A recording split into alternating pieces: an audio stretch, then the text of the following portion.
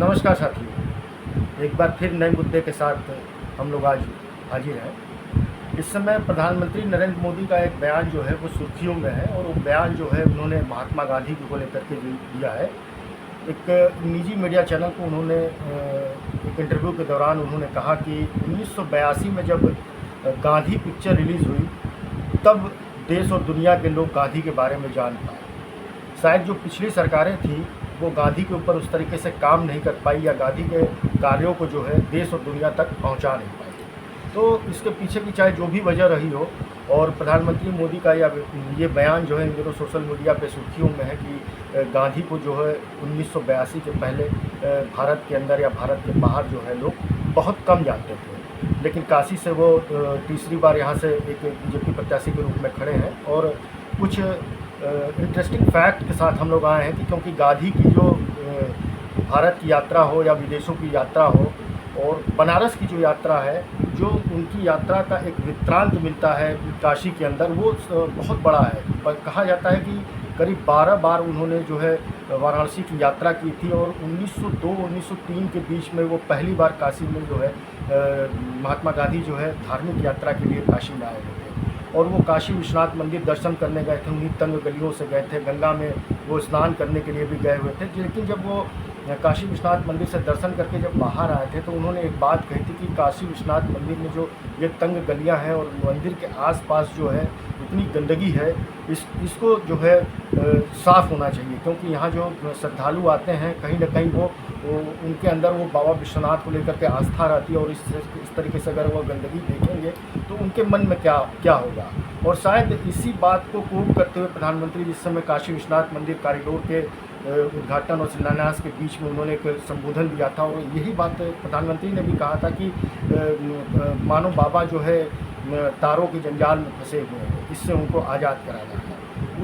उसी सपने को साकार करते हुए शायद प्रधानमंत्री ने कॉरिडोर का शिलान्यास किया और आज भव्य कॉरिडोर जो है सबके सामने है। शायद ये सपना जो था ये महात्मा गांधी का ही था कि वो चाहते थे कि एक काशी विश्वनाथ के आसपास का जो इलाका हो स्वच्छ हो, सुंदर हो, जिसको पर्यटक या श्रद्धालु जो भी आते हैं बनारस के अंदर वो देख पाए। और सबसे बड़ा इंटरेस्टिंग फैक्ट है कि शायद बहुत कम लोगों को मालूम होगा कि महात्मा गांधी जो है भारत के अंदर सबसे पहला उद्बोधन जो है उन्होंने बीएचयू के स्थापना दिवस के अवसर पर किया था 5 फरवरी 1916 को।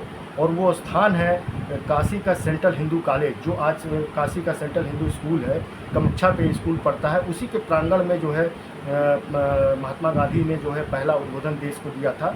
और कहा यह जाता है कि उस उद्बोधन में जो है मालवीय जी के साथ एनी बेसेंट जी थी, दरभंगा नरेश थे। तो गांधी जी की 3 बातें उस समय इस उद्बोधन में सबसे महत्वपूर्ण रहीं और उन्होंने ये बात कही कि देश जो है किस तरीके का स्वराज चाहता है। दूसरी बात उन्होंने कही थी कि देश का युवा जो है भारत के अंदर का स्वराज किस तरीके का चाहता है।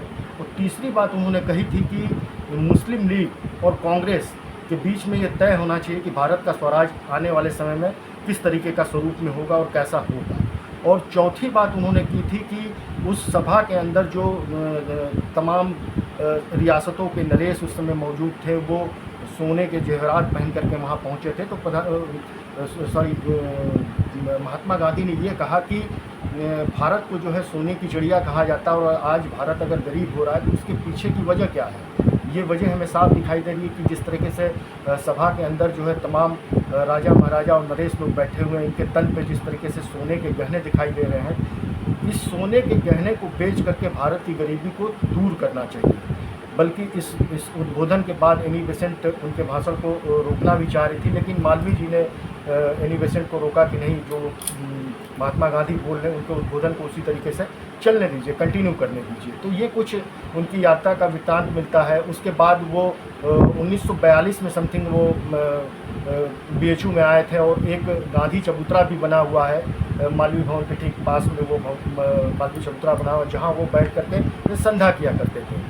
तो ये जो एक मुद्दा जो इस समय गांधी जी को लेकर के पूरे देश में चल रहा है कि प्रधानमंत्री जी ने गांधी को लेकर के ऐसी बात क्यों कह दी कि गांधी पिक्चर के पहले उनको देश में और दुनिया में लोग कम जानते थे। ऐसी बात नहीं है। प्रधानमंत्री जी ये चाहते थे कि जिस तरीके से उनकी तमाम यात्राओं का वृत्तांत है या फिर उनके उद्बोधन का वृत्तांत है, तो वो पूरा देश और पूरा विश्व उसके बारे में जानना चाहिए। वो तो ये कहते हैं कि अगर मार्टिन लूथर को लोग जानते हैं, नेल्सन मंडेला को लोग जानते हैं, तो क्यों नहीं गांधी को उसी तरीके से जानते हैं, क्योंकि गांधी भी उन्हीं की तरह एक शख्सियत है जिन्होंने भारत की आज़ादी में इतना बड़ा योगदान दिया था।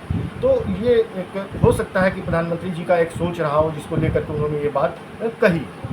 फिलहाल अगले एपिसोड में किसी नए मुद्दे के साथ फिर आपसे मिलेंगे। नमस्कार।